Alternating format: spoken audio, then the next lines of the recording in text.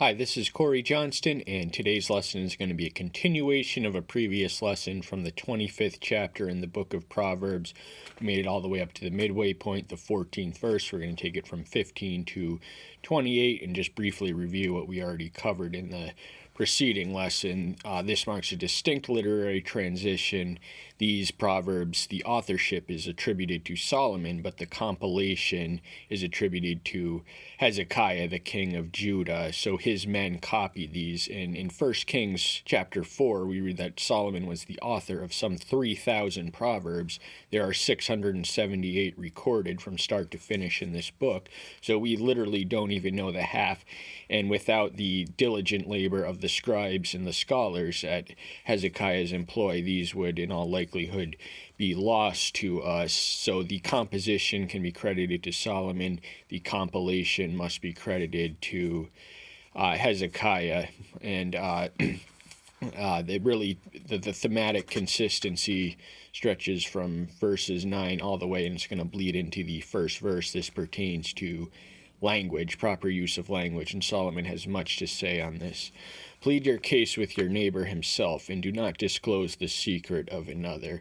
So as Christians, we're not to drag each other through the court or sue each other or bring lawsuits. We are to settle our grievance man to man, face to face, as equals and as brothers, not as enemies. That's what enemies do. They drag their people to court. So if you have a grievance with your neighbor, discuss it with him. Don't don't betray secrets or be a gossip queen or someone, because if you can't be trusted with secret, then you can't be trusted with much else.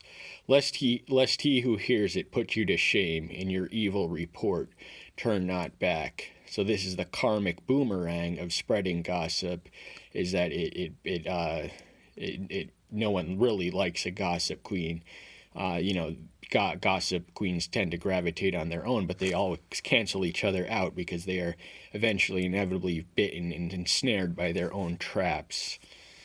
A word spoken at the right time is like apples of gold and mountains of silver. So the right word spoken in the right way to the right person at the right time, there is nothing like it. And he says how good it is and what a joy it is. In the 15th chapter here, he compares it to apples of gold and mountains of silver. These are valuable items of monetary wealth. A ring of gold and an ornament of fine gold is a wise one's reproof to an ear that hears.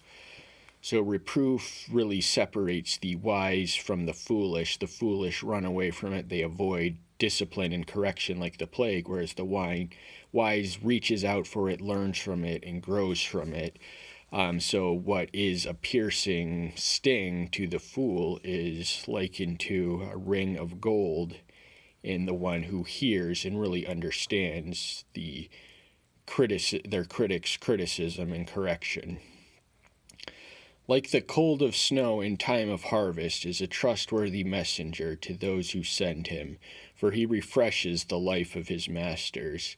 Solomon, as a king, would have been reliant on couriers to translate a message. There was no instant communication in the ancient world. You had to physically bring a message to someone else within earshot or write to them in reading. There was no other way. And he compares the reception and the sending out of one who is trustworthy. Those who spreads the message, he tells them to spread. Those who bring back the good reports to a refreshing, they refresh his reign, essentially. Clouds and wind without rain is he who boasts of his gifts falsely. So clouds and winds without rain are just there for show. They're just there for decoration. They're not naturally useful. The rain is what causes the crops to grow. And if you boast of your gifts falsely, first off, boasting is sinful. Second of all, dishonesty is sinful. So you are adding sin on top of sin. So there are definite do's and don'ts for language, and this forms the crux of the 15th verse, which marks the lesson itself. Through patience a ruler is persuaded, and a soft tongue shatters a bone. So Solomon is writing from the vantage point of a royal ruler, and everything revolved around him.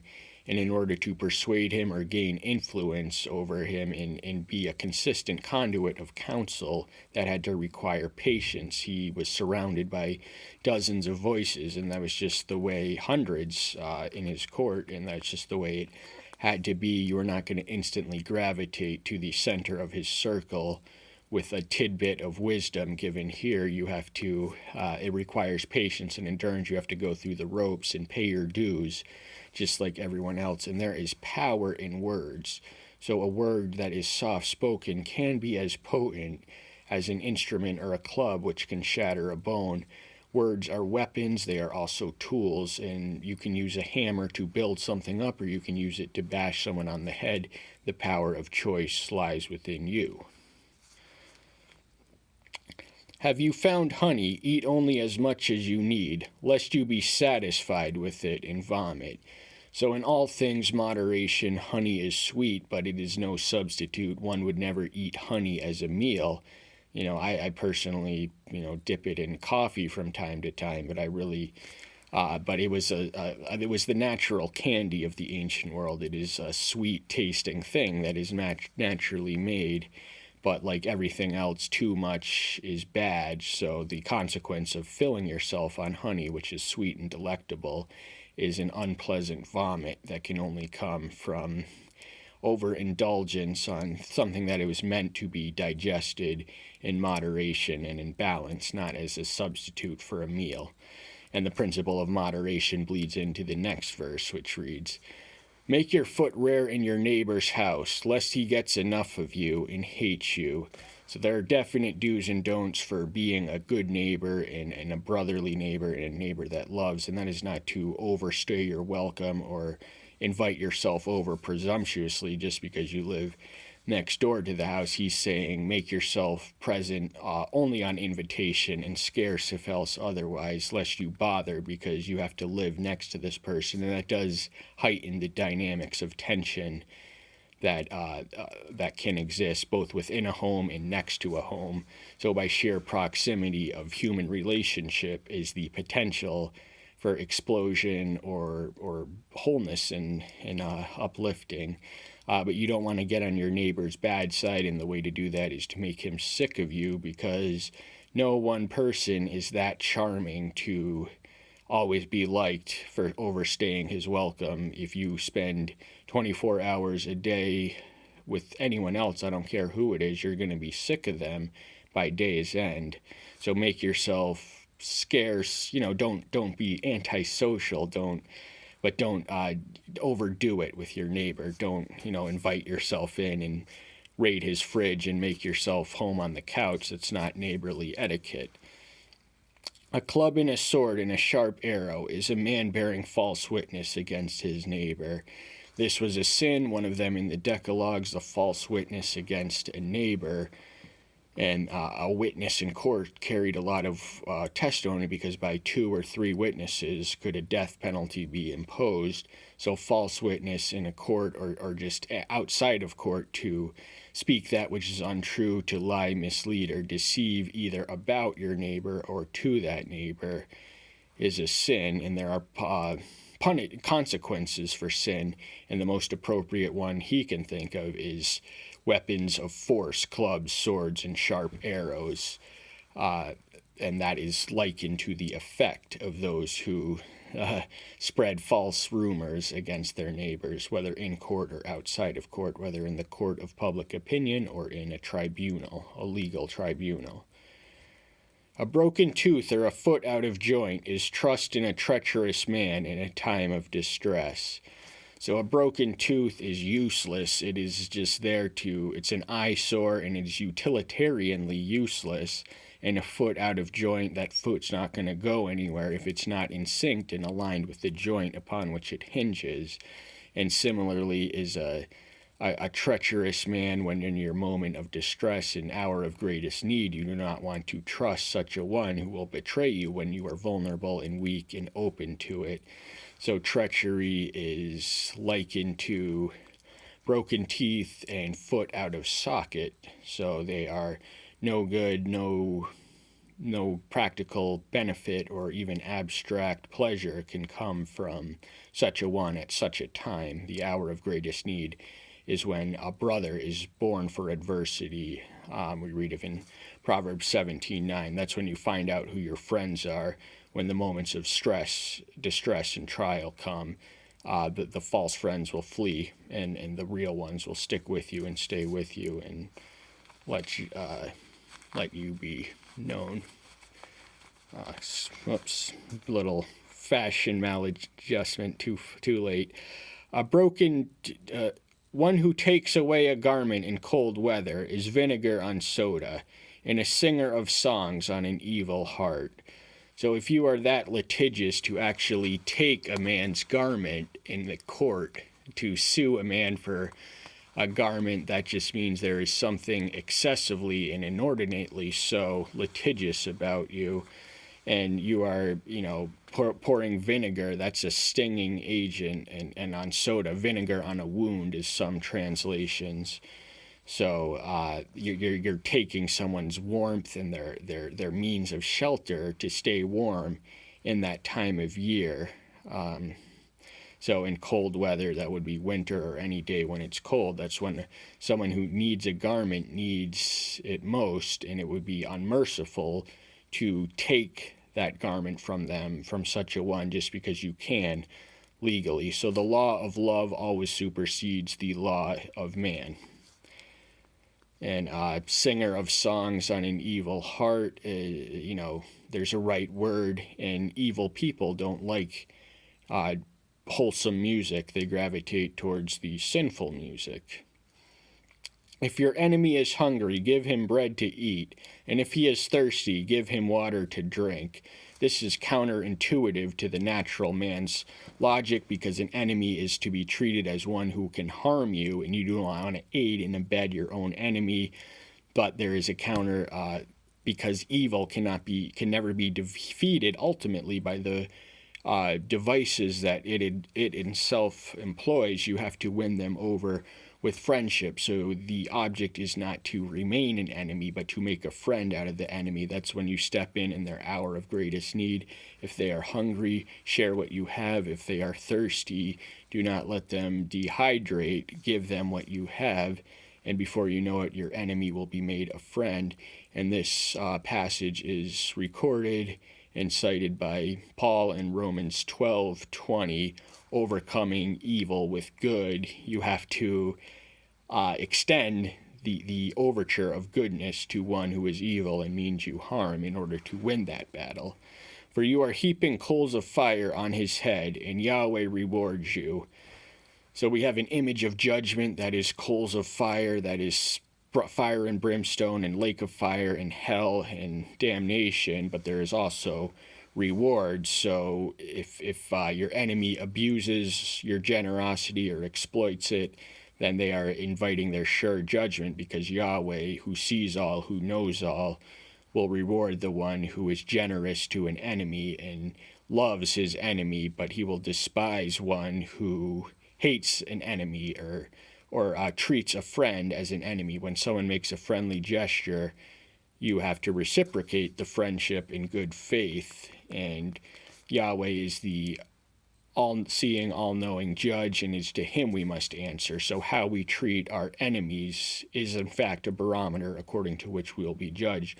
We are told to love our enemies as we love ourselves in the New Testament, and that is a challenge. It is not natural. It can only come supernaturally, but we do have our model and exemplar in the Messiah, who prayed for his enemies even on the cross and asked the Father to forgive them, for they knew not what they did. The north wind brings rain, and a secret tongue, an enraged face. So northwest winds in ancient Palestine was customarily the direction through which rain traveled, and Solomon was an astute biologist, and he did natural science and biology, and just he makes several comments on the motions of wind in the book of Ecclesiastes. So he knew what he was talking, and he compares, I forget what it is, but Ecclesiastes 1:6, and a secret tongue, we read that word again. So where did we read that before? It might have been even before the lesson, but a tongue that spreads secrets killed our Savior. So there is to be an element of transparency. We cloak nothing, we conceal nothing, we are out in the open. Our proclamation and our witness must be transparent, visible, and unveiled. There's to be no secrecy. That is the way of the heretics, that is the way of the idolaters, that is the way of the traitors and conspirators and the ones, and this has the additional effect of producing anger. So when secret and malicious tongues are gathered together, someone somewhere is going to be angry because they were gathered in conspiracy. It is better to dwell in a corner of a roof than in a house shared with a contentious woman. This is nothing new. We've read this several times before. He says something similar, slightly different worded. He also says it's better to dwell in a desert, but in a corner of a roof. Now, ancient homes had corners in their roof, which were, you can just imagine. So they had square houses, and they had the corner, which was the attic, which was just enough to lay your head, not really enough to stand up, but it's better to live there in a lovely home, in other translations, with a contentious woman, because a contentious woman her contention is contagious, and it's better to dwell in isolation in a less luxurious but less bothersome home situation than to marry a woman who is constantly contentious. She's going to make your life a living hell. She's going to bring her drama with her, and wherever she goes, and because you have to live with her, you're going to receive her drama, and it's going to be no good. You're going to wish you were in the attic alone than sharing a house with such a wife. Cold water to a parched throat is good news from a distant land. So here's the messenger. Remember, Solomon was a royal ruler, and as such he relied on royal couriers to pass and distribute and feed back messages. And cold water to a parched throat, that is when you're so dehydrated that the taste of water is actually sweet and delightful, and there's literally nothing like it when you're in your hour of greatest need. That is better than honey when you are full. And that's what good news is like from a distant land. So the good news we are commanded to tell to the distant lands. The original apostles were in Acts 1:8. It was Jerusalem, Judea, Samaria, then to the ends of the earth. So that certainly entails an element of distant. We are to go the extra mile in spreading the good news. That is our commission. A muddied spring and a ruined fountain is a righteous man who gives way before the wicked. So even though from the New Testament standpoint we are instructed to surrender, if our neighbor takes our garment, give him two. We are commanded to turn the other cheek. If a Roman soldier asks you to carry his baggage for a mile, carry it for two. Go the extra mile for the enemy. But here in the old, righteous people as a society and as a collective, righteousness must reign and rule in a just society. And Solomon certainly ruled in righteousness. But the surrendering of righteousness for wickedness, from that vantage point would be likened to something that pollutes and contaminates a source of drinking water. Muddied spring and ruined fountain, it means the water is no good, it's no benefit anymore. You might as well get rid of it, not even taste it or drink it or digest it. It is not good to eat much honey. Is it esteem to seek one's own esteem? So this is a self-evident statement that ties into the earlier verse, the 16th verse. Have you found honey? Eat only as much as you need, lest ye be satisfied with it and vomit.